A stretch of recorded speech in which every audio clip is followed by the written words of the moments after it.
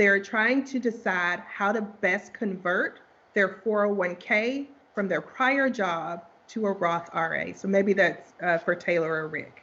Yeah, it is taxable income when you withdraw money from a retirement account. I don't care what kind of account it is, 401k, 403b, TSP, IRA, whatever. When you withdraw money from that account, you're going to pay taxes on that money. And that's a big reason not to do it. That's a big reason to leave the money in the account as long as you possibly can, to delay when you have to pay the tax. The reason some people want to move the money from the account to a Roth is they know that the Roth is tax-free. So this way, future withdrawals are going to be without taxes.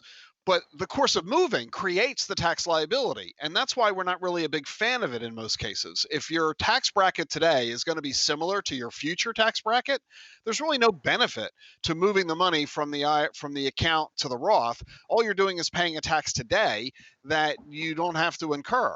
It's the motivation that people have in doing this is something we call tax arbitrage, which is a fancy way of saying if you can pay a low tax rate today, you avoid having to pay a higher tax rate in the future.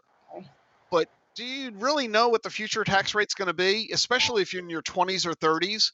By the time you reach retirement in 30 or 40 years, who knows what the tax law will be?